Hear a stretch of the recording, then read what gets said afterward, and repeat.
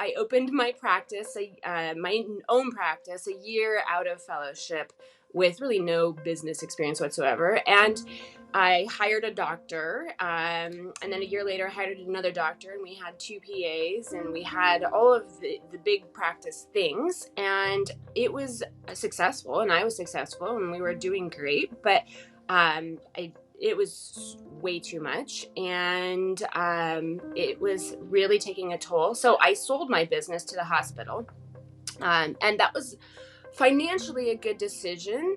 And unfortunately, what I come to realize is it was not a good decision for me personally. So I made more money. Why was it not a good? Yeah, I had no ability to make the changes that I was used to making. So in my private practice, I was used to making those decisions. I was like, wow, we need to change this.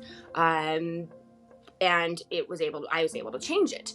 And, when I was employed by the hospital and they owned my practice, I'd be like, gosh, we need to change this. Like, well, we're going to have a meeting about maybe having a meeting about changing some things. And, 9 months down the road, nothing had changed. And I was still pulling my hair out, and it was like, you guys, this is A, important for patients, and B, this system doesn't work for the doctors. You're just making me do more work with less time, less resources, and I still get paid the same.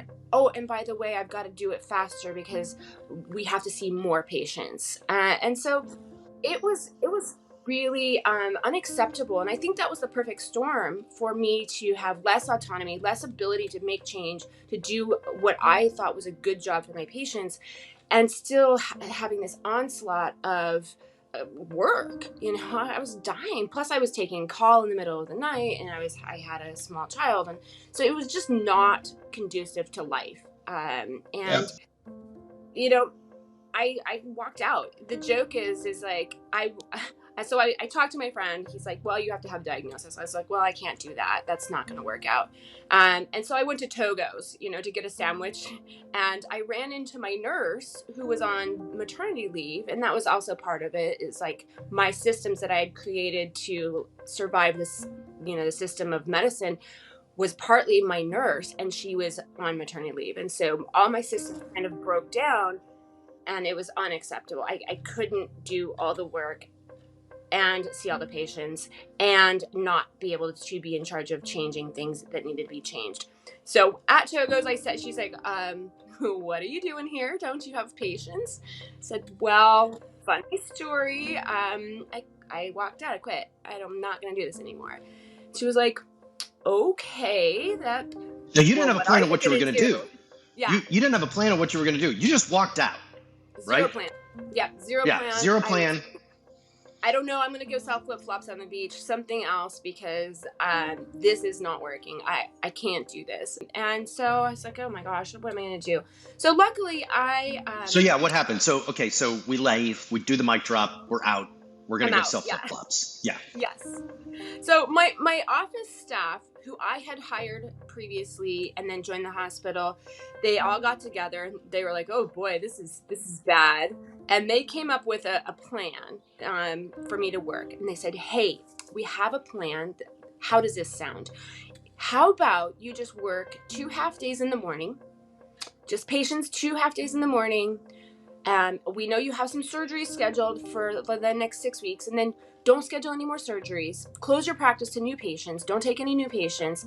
And then let's just see how this goes. I was like, ooh, 1 day of surgery, 2 half days in the morning.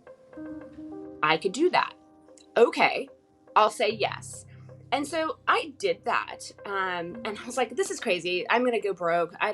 Whatever. I don't care. We can at least do this and at least serve my patients and see how this goes. And I did that for 9 months. I had my practice was closed. I did not see new patients. I finished out my surgeries, and then I kept waiting for the administration to be like, oh, hey, excuse me. We've noticed that your revenue has dropped. Is everything okay? And nothing happened. So the hospital never called and said, hey, we're here, you're having a bad time, you're burnt out, we're worried about your mental health. Because God forbid you should be treating patients in surgery if your mental health isn't like totally screwed on, right? I mean, Right. fascinating. I mean, yes. So, and people are like, well, that's not safe. And we've been trained to compartmentalize since the time we got to medical school. Doctors have been trained to shove aside any personal needs, anything that's going on, and compartmentalize that, shove that aside, and focus on the task at hand. And we're really good at that, unfortunately. But ultimately, I think it's been ingrained in us, and we care so deeply for our patients that we do shove aside our own needs to be able to care for our patients. And that's kind of been our contract with society, is like, you suffer and then and take care of patients, and then you get to be a doctor, and oh, by the way, we don't think as highly of you anymore because we think that you're in charge of not getting the care because the insurance companies have, not allowed it. And somehow we're supposed to like fix that. But with no autonomy, no ability to make any change whatsoever. So we just put our heads down and like work really hard and hopefully it'll get better somehow. But it didn't.